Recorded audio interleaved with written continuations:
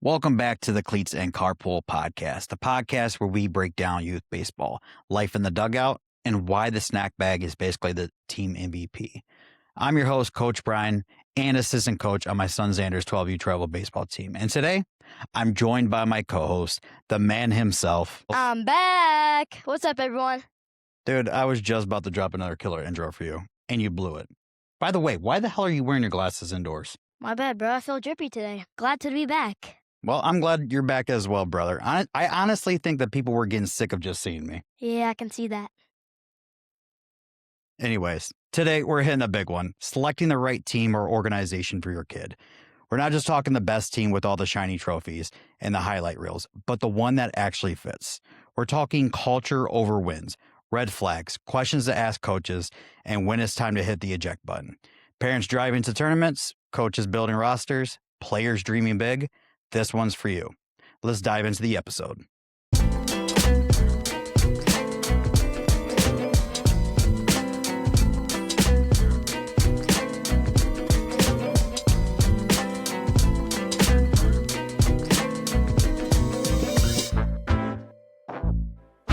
Where the hell have you been? I've done, what episode did I say? What did I say this was? 9. 9. You've been gone for 7 episodes. Not my fault. Okay, where have you been? Running out of time. Because you're so busy, right? Yep. No, I think, so what was it? We tried to do this episode 3 weeks ago? 4, 3. It was a week. 3, 4. It was a week prior to your midwinter break. And we tried to do it on a Sunday, just like today. And actually at the same damn time. Now I think about it.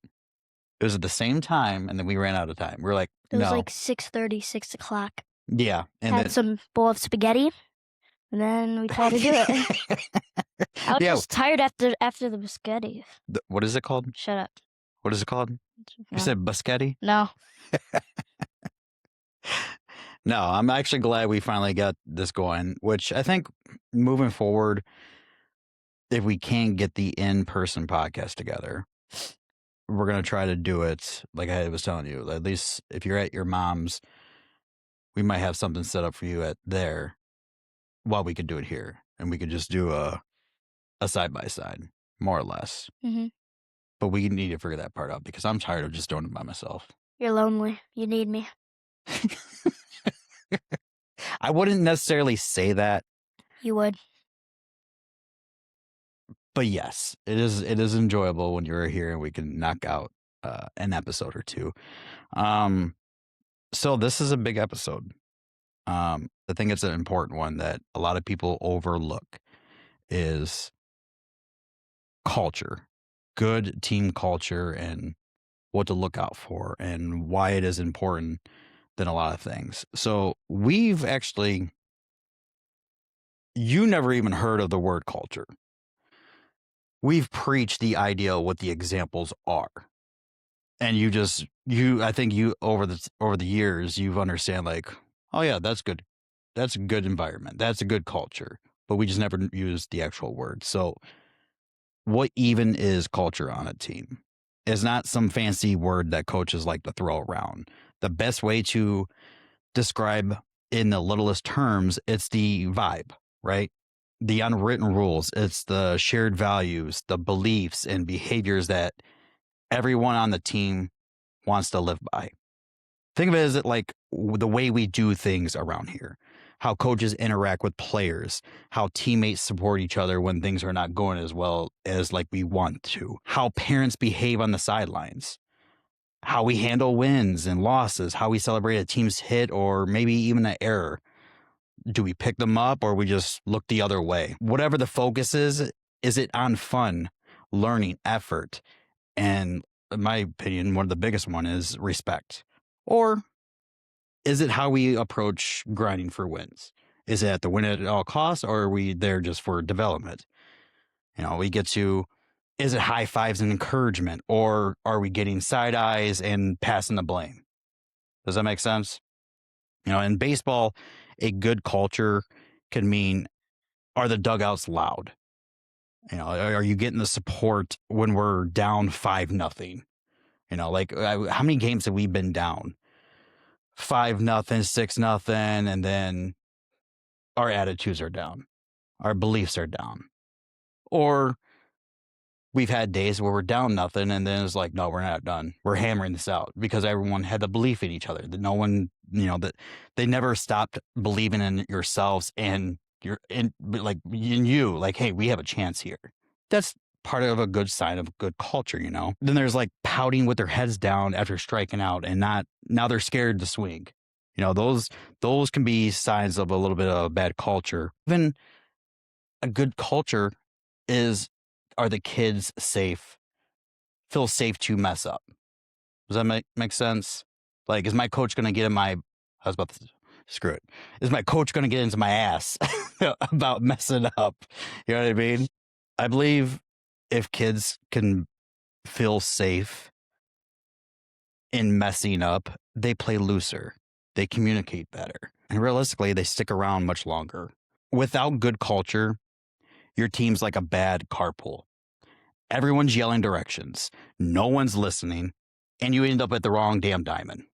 Which, by the way, we've almost done that. But it wasn't based off bad culture. That was just bad GPS. Anyways, let's look at some real examples. Good culture shows up in teams where respect, accountability, and fun are non-negotiable. Veterans mentor rookies, practices mix drills with games, and everyone buys in. So do you remember, oh boy, how long has it been now? What month are we in? March 1st. March 1st. Congrats. We made it to March. I made it. We, you, me, you. I think, when was the national championship? January? Yeah, it was middle of January. Needless to say, that's kind of irrelevant. But Indiana Hoosiers. Wait, did I say that right? Indiana. Who knows? I think I pronounced that with a J. Hoosiers? Hoosiers. Hoosiers. Oh, you knocked it out of the park. You guessed. I guess, yeah, I did guess. But no, honestly, Coach Curt Cignetti of the Indiana Hoosiers preaches good culture. They literally went undefeated. They beat a hell of a team in Miami. And their biggest thing was that they had no talent. Let me scratch that. They had talent, but they had no 5-star athletes like they do on many other teams. The fact that he walked in basing himself that he believes in what his foundation was, and it's to bring good culture into that facility. He didn't have a roster of 5 stars, like I said. He brought in transfers that would fill the culture that he was wanting to build. Instilled this no limitations belief, player-led accountability, and a culture of grit and trust. Which it's honestly insane what the hell he did. Especially within a 1 year difference. That program was the worst. No, it's not even the worst. It was the most losing program in history in college. I think I can't remember how many wins they had the year before, and all of a sudden they go undefeated. That's not some miracle. It's not like the talent was there. They just bought into each other. Put it this way: in youth baseball, picture this: a 12U team where kids pump each other up after strikeouts, hold themselves to high standards, and have fun doing it. That's how you build real winners. I mean, think about it. If you have that type of environment nonstop, the ceiling is limitless. You know, that's how you build real winners who love the game for life. Now, for you, have you seen any good signs of a good culture that we've created on the team over the years? Yeah, we've been definitely more vocal out in the dugout when when people are bench and we're in the outfield, where the bench is at least talking even though they're not even in the game. They are in the game, but they're benched. But they're still vocal. I mean, yeah, vocal, but yeah. Yeah, I mean, and that's one thing that we always preach is being able to communicate.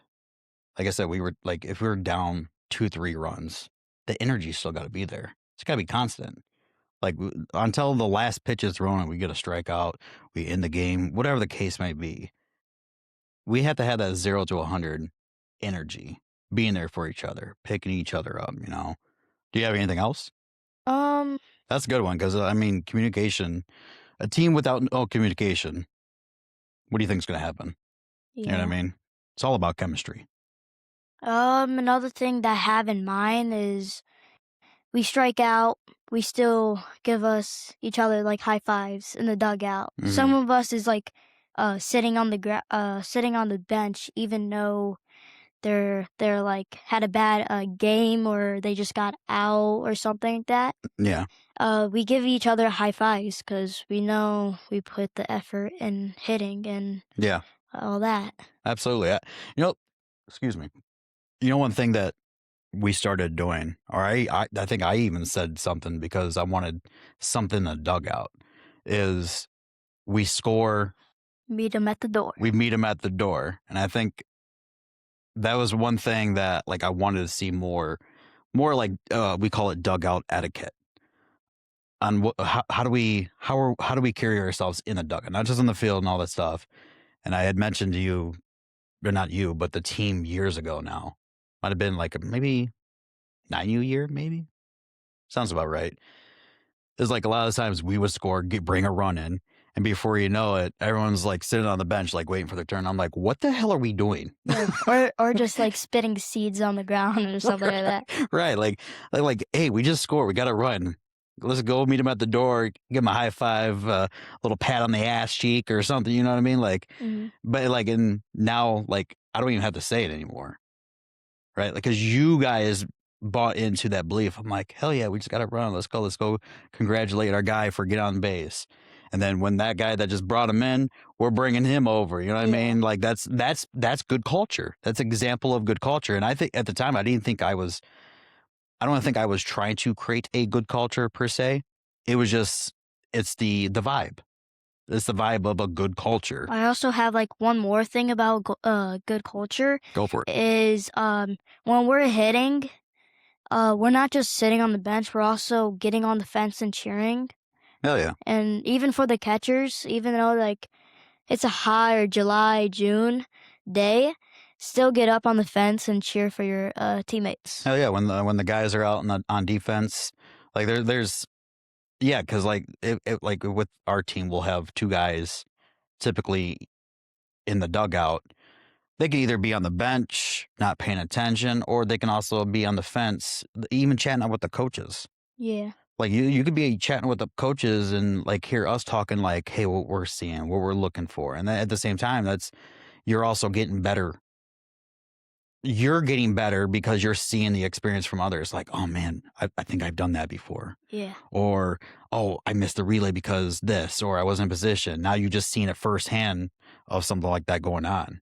And like you said, 100%, you're cheering on your boys, that's on the fence until your moment comes that you're out there. Do you want those same teammates cheering for you? Yes. You know what I mean? Like it's a circle, It also feels good while being the batter and getting cheered on because we be chanting like, let's go 04, or let's go Zan, like all that. Yeah. And it feels good because they're right behind your back. 100%. They got your back. I like that. You didn't even mean to do that. Nope. Nope. But it just came out. I like it. I like it. So another thing is why culture is greater than wins and matching your values to it. Here's a core message. When picking a team, align with your family's values. And I think this is really important. Do you want development? Do you want fun? Lifelong of baseball comes down to those things, and what you value. It's not just about the trophies or playing at any cost. To be fair, there is a lot of teams that don't give a damn about those development, fun, and lifelong love of baseball. They care about the trophies, the loaded roster of. It's mostly the coaches that cares about all that. 100%, 100%. It's not just the players. And well, the coaches is teaching players. Here's the thing though. A lot of players just want to play because they love the damn game. They get stuck in between two sets of groups. Do you know who it is? Nope. So this podcast is for three people: coaches, parents, players. I just mentioned the two of them. Just mentioned two of them. It's like an Oreo. The players are stuck between the coaches and the parents, and that's the biggest focus on how a bad culture can come together. And when you take the love of the baseball away from the players, that's where they care about the trophies. They care about playing at any cost. You know what I mean? Wins, they're temporary. Now, like I think I might have mentioned this in a previous episode that those wins are so temporary that we can win a tournament this weekend. We just had a tournament. Guess what? You go back to school on Monday. 2 days later, do you even think about it? No. Yeah, they're temporary. Like you got your ring, your banner, whatever the case is, and then you're on to the next one. But what's not temporary is how you felt when you went back or going back to school of like, man, that was a hell of a weekend. You weren't talking about the win. You were talking about each game. Did we pick each other up? Yeah, like the hotels and like even traveling. 100%. It's just the worst part is driving like 2 hours back home. Yeah, we have a long home trip or something that's out of the city, but like the wins are the wins, the rings are the rings. But how you felt in that tournament, how you felt with your boys on the field, man, we had chemistry, man. Nothing could stop us, or whatever the case may be. That's what's really important. Like the positive culture that builds lasting stuff. Confidence, resilience, friendships, better mental health, and skills that stick around. I've mentioned this already, but there is so much research out there that shows kids in supportive environments are way less likely to quit. And I mentioned Aspen a million times now on this podcast. But how fun and positive vibes keeps kids' participation up. They keep it like when you guys are happy as kids and you feel valued, you want to stay around. You want to continue playing the sport. The time that like, did I tell you about like the percentage? It's like 70% of kids that play baseball eventually quit by age 14 because it's not fun, which is insane, dude. You're like, theoretically, you're a year away. No, what the hell am I talking about? You're 12. You're 2 years away. Now, can you imagine you hating this game so much that you're like, yeah, I'm just done? Why are you shaking your head? I don't know. No, this is like, are you shaking your head because you can imagine it, or you're like, yeah. Regardless, it is the most ridiculous stat I've ever heard in my life. And as coaches, we need to do better.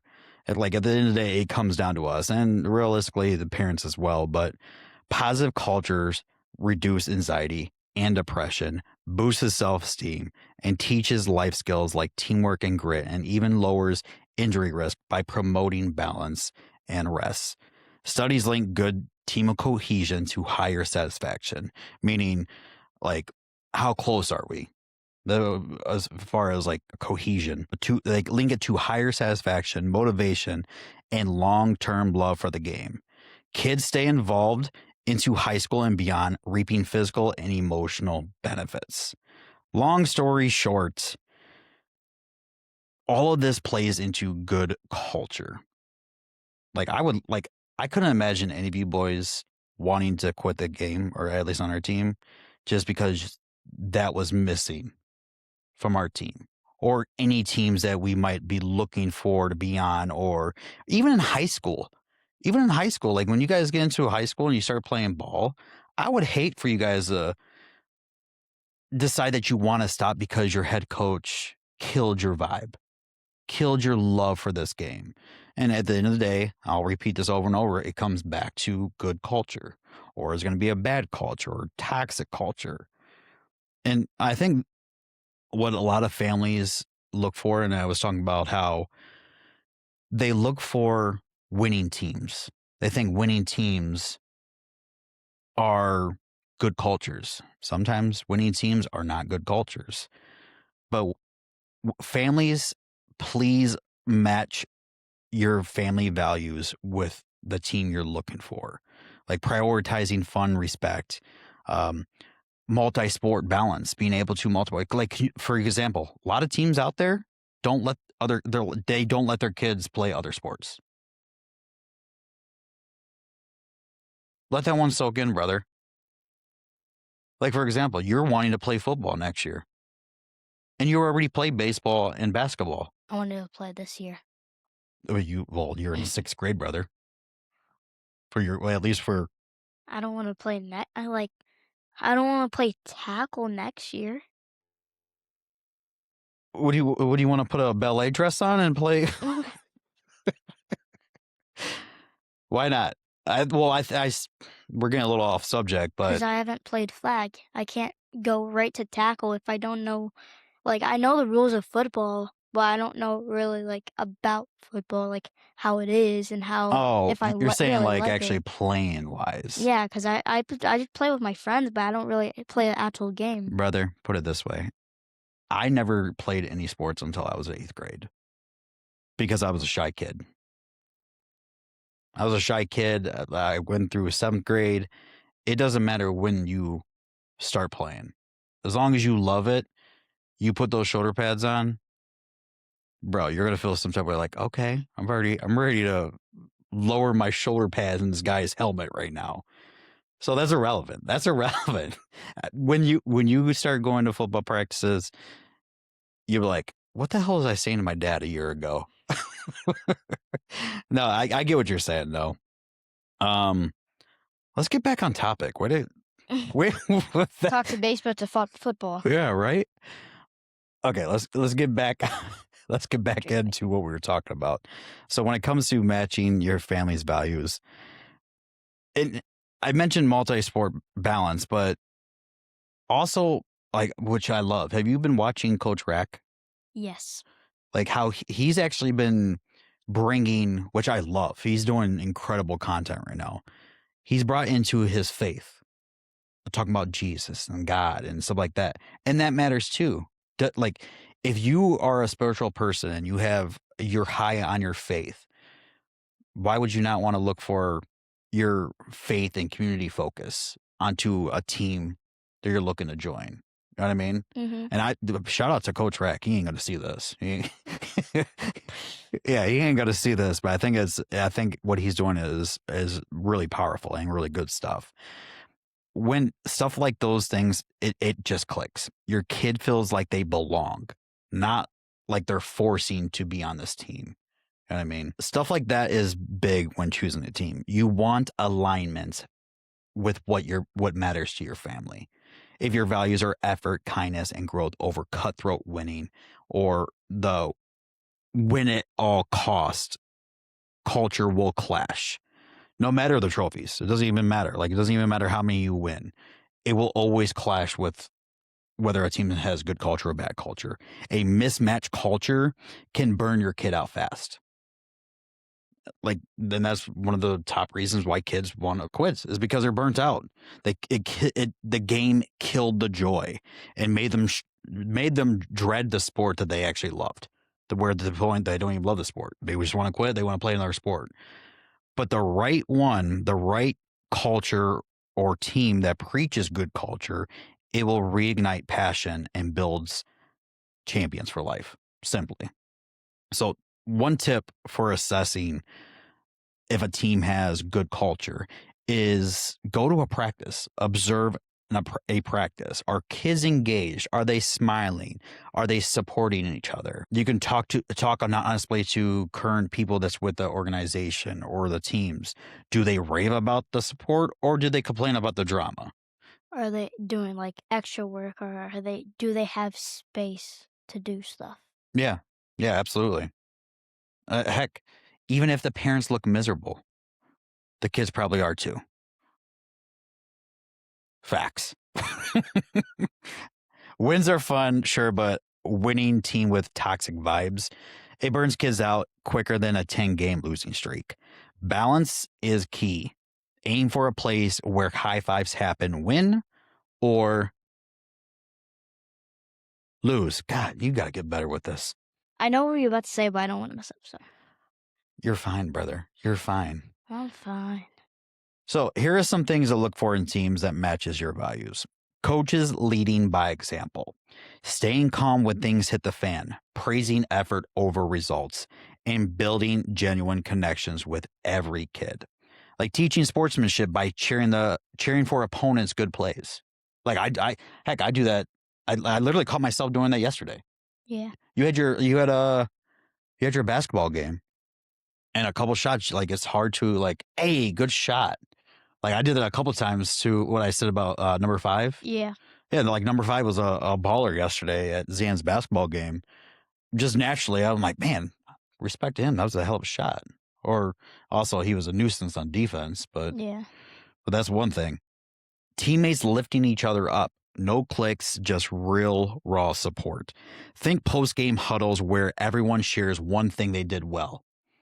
Win or lose. And I think that's something that we could always do on our team, or do more of it, of like even get you guys involved, of like, hey, what you guys tell us what went well today, or one thing that you guys think that we get better at.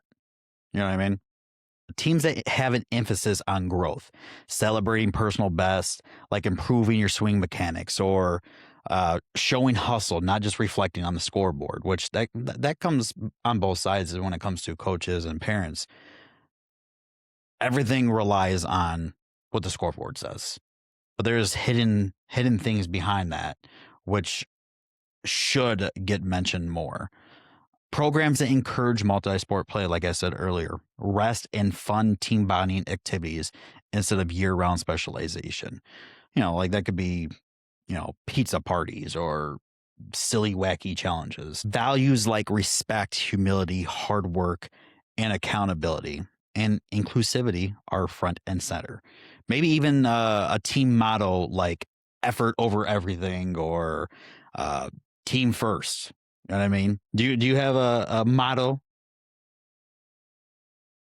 You ain't got nothing, do you? No. Dude, I'm gonna have to get you replaced over here. By who?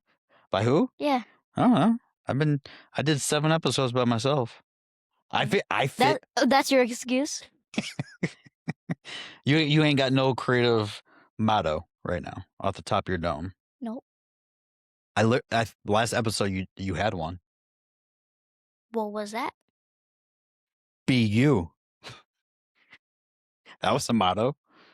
Be kind. Be kind. Yeah. Brother, you're gonna have to work on No, this. be supportive.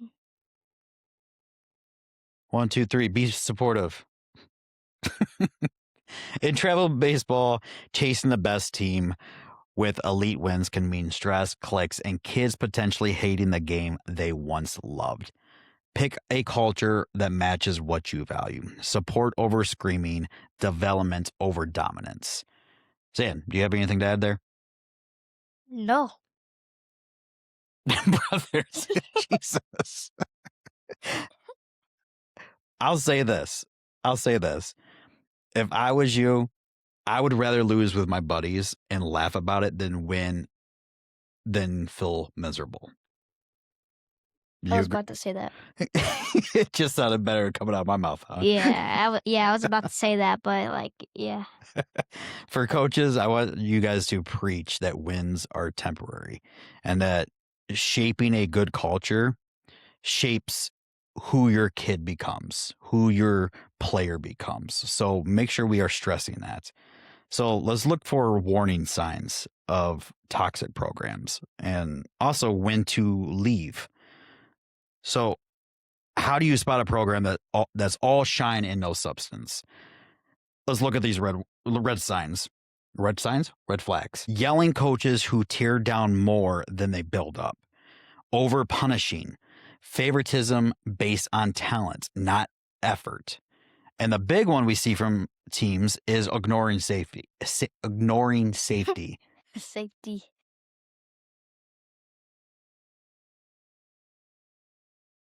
Dude, I just heard the scraping of that cup. Same. Again, the big one we see from other teams is ignoring safety, like pitching kids through fatigue. With us, that's a no-go. Like, I couldn't imagine you being on a team where coaches will pitch half of their squad, and that half of that squad that is pitching is getting abused. Again, I've mentioned this on previous episodes about blowing your pitcher's arms up just because of a freaking trophy. I think it was last episode. It was arm care. Yeah, we talked about arm care, and like there is coaches out there that will throw your kid into the fire, and that is one big red flag that will make you want to run. As a parent, at least, that's where I couldn't do it. And then there's the classic organization issues, which is poor communication, hidden fees sneaking up like a bad call, politics, or pushing specialization too early. Do you understand what specialization is? I heard it before in social studies, but no. So, like, specialization in sports is you're specializing in one thing. So, like, a lot of players, they will only play one sport because they looked at like, oh, this is where my talent is. But in reality, you guys don't even know what the hell you want to do or love until you're a little bit older. I preach you shouldn't be specializing in anything when it comes to sports until you get to high school. Like for you, I want you to do all the sports you can. Or what I like. Yeah, what you like, what you love, like even for school, like signing up for like I had a dodgeball tournament like 2 months or 1 month ago, and I like dodgeball because I like throwing baseball, so I like throwing dodgeballs. Yeah. And I like it because I'd done it a lot of times in gym before. Yeah, 100%. Like, put it this way, specializing in one sport, it limits your athletic ability to, like, for basketball. Like, the agility you gain from moving side to side, the quick bursts to run, like, dude, like, for example, you're a freaking ball hawk on the basketball court because you're anticipating that ball being thrown to the other person, and you're like, yep, that's mine. And that first step, boom, next thing you know, you got a steal easily. That's not called steal. It's a turnover. No, it's a steal. Are you really correcting me right now? You're stealing the ball. We're talking about basketball, so it's called a turnover. The steal is causing the turnover. So are you educating me right now? So it is a turnover. You just said stealing is a turnover. Yeah, but it's a stat. A steal. Bro, you are hijacking this episode so far. No. You are hijacking this episode. Anyways, early specialization in sports leads to more injuries. So imagine if you were only doing baseball, the higher probability of you getting injured is tremendous compared to you being athletic across multiple sports. It strengthens different muscles that you weren't using before versus if you were just only playing baseball.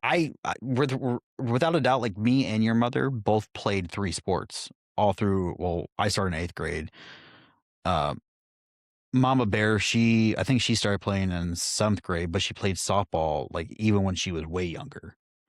I think it was like 6 or 7. I gotta take a drink after that one. You're so predictable. I knew that was coming.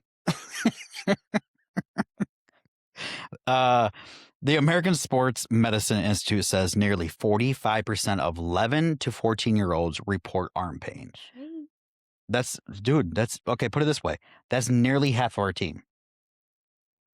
Nearly half of our team, by the statistics, says that half our team has arm pain. That's crazy. And it comes back to parent dynamics as well. Cliques and sideline drama make it feel like high school all over again. Plus, if they're expecting you to fundraise like it's your full-time job, that can be strange city. And that's another red flag that you could also look for. Now, how can you avoid? Do your research online. Like there's plenty of organizations that has like Facebook pages, Instagrams, and even Facebook groups for travel baseball. Like I think I'm in like 10 different groups that's on for just Michigan, that teams are promoting, leaving comments, and that's your way as a parent doing your own homework. Talk to other families or friends that is currently at the organization to get a real feel. But like I said before, just because they experience something doesn't mean it will be your experience as well. So we have to take that with a grain of salt. Ultimately, I think families and parents trust your gut. If it feels off, it probably is. Zant, do you have any red flags? From like baseball or like in general? No, from football. What are we Well, what are we even doing here, brother? I don't know. I don't have anything on top of my lungs. Or not top. Top of your lungs? Did this brother just say No, lung. do you- No, do you- no. should you have taken a nap before we start Probably, this probably. podcast? Maybe we should have dinner, but No, it's gonna wait. All right. Questions to ask coaches. So I want you guys as parents to approach this as a chat, not a interrogation. You could do this after a tryout, but don't do it during a tryout. Before committing, ask away. Firstly, how do you handle mistakes in games? What's more important, player development or winning every game? What's your philosophy on player development, fundamentals, and how you approach their mental game?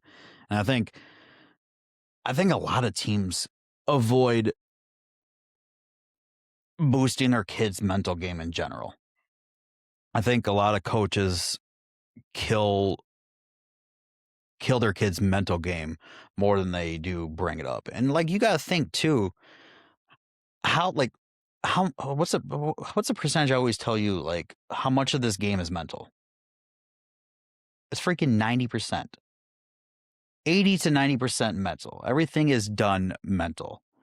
Everything else is just skill, right? mm-hmm. You got like as kids, it is so hard to approach the hardest game in the world that, you know, you get attacked mentally nonstop. You lose more than you win. Imagine that as adults. Like, I think a lot of adults still struggle mentally in general. So, like, on the flip side, how do you think a kid is going to handle the hardest game in the world? You know what I mean? Yeah. They're probably going to be handling it a hell of a lot worse than the adults are. You know, another thing is inclusivity. How do you handle playing time, especially for the multi-sport athletes, or do they need extra work? Describe your team's culture in 3 words. How do you build teamwork off the field? And I've said it before, and I will continue to speak it. Being a multi-sport athlete reduces injuries by an incredible amount. It simply builds better athletes overall, less burnout. And as a dad, seeing you being able to participate in other sports instead of specializing in just one, I feel like this should be a major factor in your decision making when it comes to finding that team. Could you imagine if you were like, we joined a team and next thing you know, the coach is like, hey, sorry, you can't do one sport. Because we as parents didn't do our homework by asking. Yeah. That'd be like my mouth will drop. Like, okay, we gotta go. You're telling me you spent $2,000 for this? Dude, I would be so pissed. Give me my money back. Right. Well, I don't know if that would happen, but we would have to catch that like immediately. Sue him. Sue them? Yeah. We're gonna take them to court? Yes. He took our money for no reason. Safety and wellness. Asking if there is policies on rest days, injury prevention, and addressing burnout. USA Baseball has a pitch count guidelines. I suggest we stick to them, especially to avoid those damn injury bugs in our arms. Like, we get back to coaches abusing their kids' arms. And that's the thing. As parents, we got to ask, hey, are you abusing our kid? Well, you shouldn't say, are you abusing our children? No, but as parents, we got to know how they approach their teams. Because I can imagine we sign up for a team to be on, and next thing you know, you're throwing 90 pitches. Yeah. As a 12-year-old, you want to have that idea way in advance. And thankfully, that's, like I said, that's something as a team that we're on now. Is like we take care of our guys' arms. We don't abuse them. We don't go longer than we should. Especially we have like a 4-game weekend. I could imagine tossing you guys 150 plus. Yeah. Like you got guys in the majors that getting pulled after 100. Granted, they're throwing a hell of a lot more or a lot faster or whatnot, but they're pulling their guys out 5 innings. In the big leagues, there is hardly players going a complete game unless they're like the top 5 guys. Yeah, parents, after a game or practice, they should ask like the kids, how is practice? Is everything okay? And even looked at them, because parents is just out and seeing what they do, but they don't really see their POV of how they're feeling and how, if they like the sport or not. Yeah, like you're saying, like as the parents, like just ask them how to go, how's Yeah. your mental and stuff like that. 100%, absolutely. The parents' role, how involved should we be? And I want you guys asking coaches as that, because as coaches, we would naturally have an expectation of our parents. Which, by the way, I did do a podcast of like the parent code of conduct, and like on your side when you're looking to join a certain team, you should also ask the coach, like, hey, how involved would you like us to be? What can we do? How do you handle parent conflicts? You know what I mean? Look for the long-term aspect, such as like success stories of previous players that came through the organization. That's one way the parents can find out, like, hey, how about good old Billy? How do That's the number one name. Is it? That ain't the number one. No, not the number one, but like that's like That's the number one name that came to me. Like Billy. how like what was Billy's approach coming through this organization? How did he? What did you guys do differently with this person? That way that they stuck around instead of leaving. There is many ways as parents can really dig deep into finding if a team is for them or not. Real programs will be able to give these answers, and they won't avoid them. And it's going to sound like an interrogation, but a real program is going to give those answers. If they want you on that team, they're not going to be shy to give you those answers. And realistically, the consistency in a team will tell you a lot. And sometimes things will go south. Like, when do you know it's time to bail? Like, if you're on a team, when do you know it's time to bail? Do you have any ideas on that? When is the time to bail is when it's like your emotion. If you're like sad or like frustrated or any emotion that you have, that's the time that you will bail out. Yeah, so I would say when you're not loving it. Yeah. Like you're more upset about the team than you are enjoying it, right? Realistically, I mean, when it comes to it, you have to protect your own mental. This game's already hard as it is, right? And if it's like a mental stress, I couldn't agree more. Like, okay, this is causing more or causing more issues with my own mental stress, or my stress is just building up. It probably is a good time. And like signs that it is persistent unhappiness, stalled development, safety concerns. We just talk about pitching. I will say this all damn day about safety concerns, or even ethical stuff like cheating.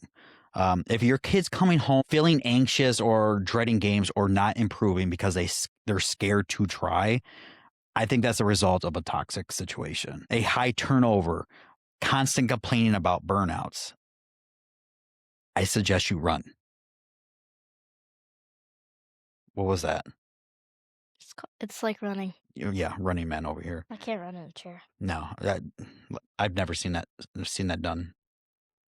If it's hurting their love for baseball, I suggest switch. Better to join a new team than souring the sport forever. And let me throw this out there too, is that if you are dreading on quitting the game and you're on a travel team, I would suggest maybe taking a step back and going back to rec ball. Keep it. I literally said this the other day at practice to one of the boys. KISS. You know what that stands for? Kiss. KISS. I said, what do you do? I just say, do you know what that spells?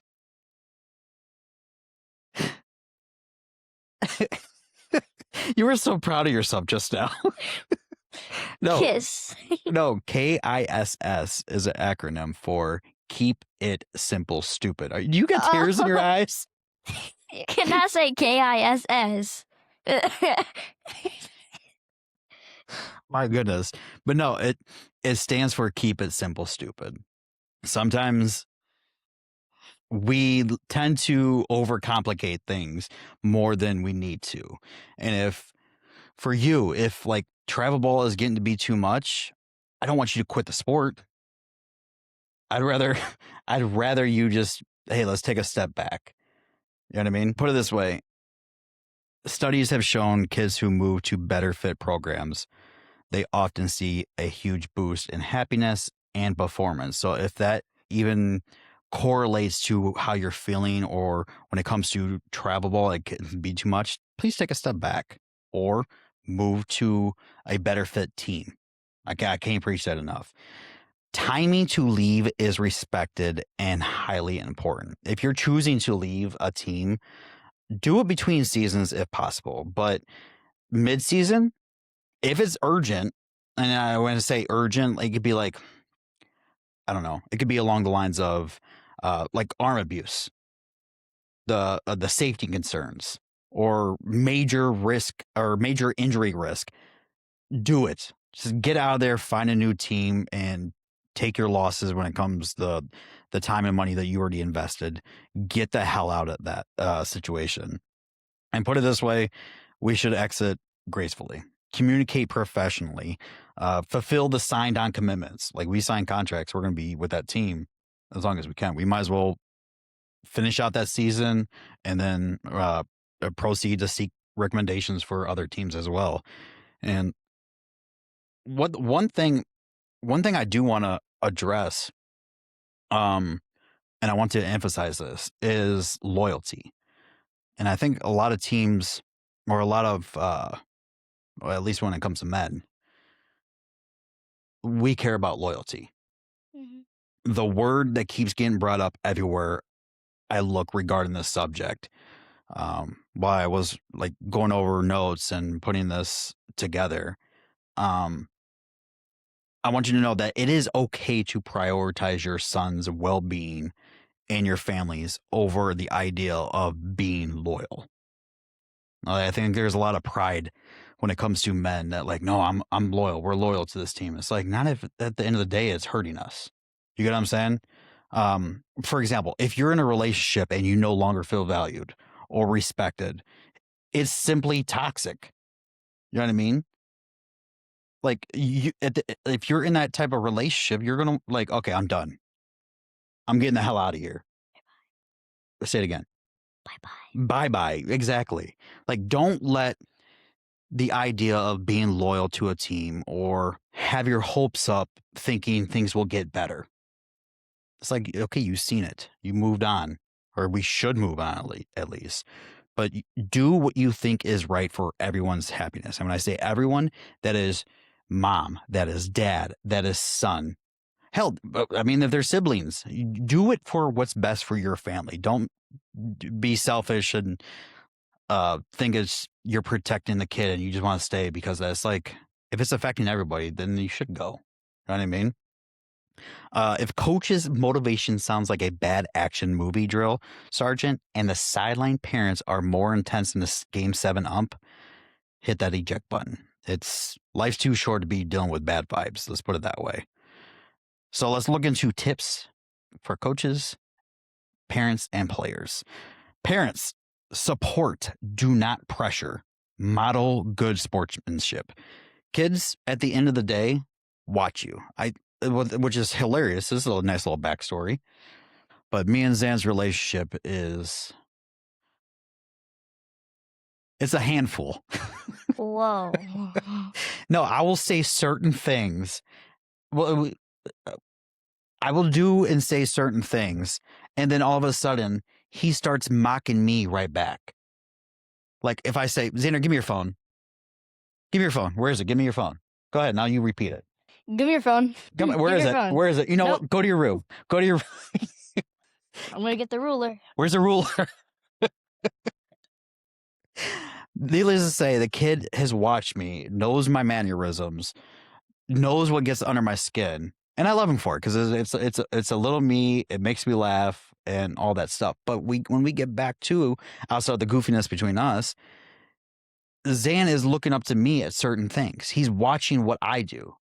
Guess what? He's gonna mimic that same type of behavior.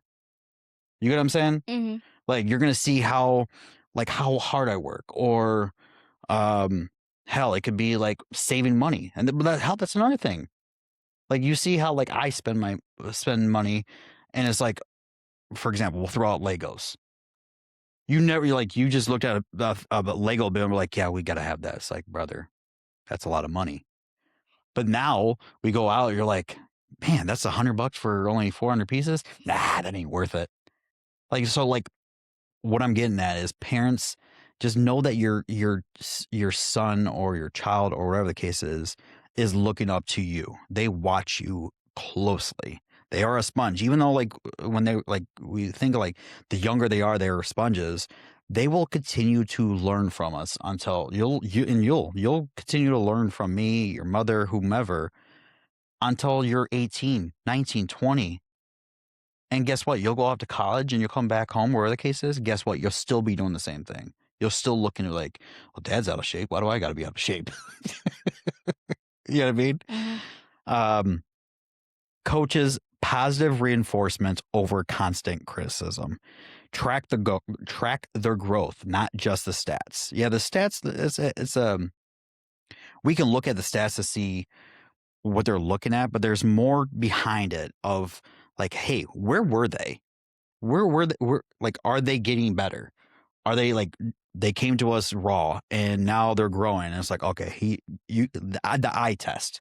We talked about the eye test. Like, damn, he looks good. He's gotten a lot better. As long as the growth is rising and the stats may be slowly getting there, but we should be looking at that growth. The visual is like, oh man, something clicked. He's looking good. That's what, as coaches, that's what we should be looking at, not just the stats. The stats will give us some details behind the line, maybe some science behind it about line drives or whatever, but the growth, are they getting better? Plain and simple. That's what we should be looking at. And players, I think, number one, be a great teammate. Be selfless. Don't be selfish. Be selfless. For you, like we talked about, you had the RBI in the game, and it was a check swing. Mm-hmm. I felt like you tried to check swing it and you put the ball in play, and we had a runner on third. He ended up scoring, and you come back the dugout, and you were so upset with yourself that you didn't even realize there was an RBI. At that moment, I told you, I'm like, hey, at that moment, you're being selfish, brother. I was like, and we were losing like 6-0, right? 6-0, 5-0, maybe 6-7. I don't know. I can't remember. But we got on the board. That was a scenario of being selfish. Mm-hmm. The best way we should have approached that is that when you had scored that run or brought that run, it's like, hell yeah, we're on the board. But what the hell was I swinging that for? You know what I mean? Like I often say to you guys, like, hey, laugh it off. Like we know you didn't mean to swing that. You know what I mean? That's what we got to do as teammates. Like, all right, we got on the board. All right, guys, my bad on the check swing, and move on. Encourage others and speak up if something feels wrong. I can't express that more. Do you have anything to add to that, Zan? Yes. Go for it, brother. So I was like on I was on second base, and there was a kid. I was taking a lead, and there was a kid just pushing dirt and with his cleats, and he was like pushing it in my face. And I think it was like 9U, 10U, You were on second base? or it was on second base. You were on second, and he was kicking dirt into your direction? Yeah, he was like, How come I don't remember this? because I'm a kid and I know everything. Okay. What does that have to do with you? Anyways, Okay. continue. So he was like pushing dirt like towards my direction, so it was kind of getting my eyes. And I think one of the coaches shout out like, "Oh, he's kicking dirt, blah blah blah." That's being vocal to the ump if something's not fair and that something's like wrong from the players or the coaches. Yeah, well, you said, well, you're saying like when I had mentioned about like speak up. Yeah. Something's not right, speak up. Dude, man, I'm trying to look back. Like I feel like I vividly remember that. And hell, that's a freaking another example right there for bad culture on their team. Of like, hey, let's just kick dirt into this kid's eyes and try to blind him or slow him down or throw his timing off with the pitcher. But 100%, I actually like that. The bottom line, baseball is about growth at this age. 12U, I mean, we're at 12U now, but 12U and under, it should be nothing but about growth. You win, great. If you get a trophy, great. But are the boys growing? Are they getting better? Are they pushing themselves? Are they learning the little lessons? It all comes down to having a great culture. Great culture turns average players into confident kids who play forever. And put it this way, if you have a good culture in this sport, imagine the player taking what they've learned in this sport from a good culture. They're going to carry that into another sport that they might play and another sport. And guess what? When sports are done, they're going to carry all those lessons of good culture into their life, their marriage, their family, their career. And hopefully like you'll take those same things that we learn and that we talk about, that, or even when I get on you sometimes or push you or whatever the case may be, you're learning. Are you learning and are you getting better and are you making wiser choices? And that's one thing I would just love to see. I don't want to fast forward this by any means, but I can't wait till you see who you are and what you become when you get older, based off of everything you learn, not just from me, but what you learn from the games, the sports, the little lesson. Like I said, when it comes to it, and pros get it too. Like Signetti, he emphasized player-led accountability. Let the kids own the culture. Parents and coaches, we set the culture, but let the kids carry that culture on. And if they don't know, like if they don't know how to continue the culture or where do I go from here, help them. Help them, or more or less do what you're supposed to. Lead them to what we expect. And then if they're not sure, hey, let's carry it on. I got you. This is what we expect. This is the standard. Create the environment for them to be leaders. Can't say that enough. If you're asking them questions regarding the game, allow them to ask questions in group sessions. Empower them. MLB guys like Dave Roberts stresses trust, weekly check-ins, and a team-first mentality. As coaches, clear expectations like team first, like the team motto, right? Rotate leadership roles like culture captains or who lead cheers or even mentor newbies, the new guys that might join our team. You know, those top guys, or say we picked up what do we get? We got two guys, right? Two guys this past season. Our top guys, or who's been there around that has that leadership role, have those guys mentor the new guys that join the team. Make them feel a part of the team. Hell yeah. Yeah, make them feel a part. Like, hey, this is what's expected was. For example, you actually, you didn't have a tiff with somebody that was new on the team, but like it was how should I put it? It was a good learning moment for the whole team of like, you guys were supposed to be getting a water break right back. Someone wanted to play around and you nipped it in the bud, like, dude, hey, stop. I told you to stop, this and that. And your reasoning was like, I didn't want to get in trouble. We have a standard here. How did you say it? You said that you didn't want to get in trouble for doing something that you were not supposed to be doing. Is it right? Isn't that what it Yeah, was? it was. Yeah. So like, even though that wasn't a mentoring moment, it kind of was like, hey, bro, I told you to stop. We're supposed to be doing this instead. And then next thing you know, we as a group and as a team learn from that moment. It's like, hey, this happens. You shake it off, shake hands. I got you, bro. But it was a nice way of showing this is a standard. Mm-hmm. And in reality, I loved like that scenario. And I think we as a group had a nice little conversation about expectations. And that's the good thing about having a good culture. We have expectations for ourselves. But as leaders and as players, it's up to us to uphold those expectations that are there for us. You feel me? Yeah. Then you got off-field bonding, bowling, laser tag, service projects, stuff like this. It builds chemistry that shows on the field. Even pros flop without culture. Super teams crumble even if the egos rule.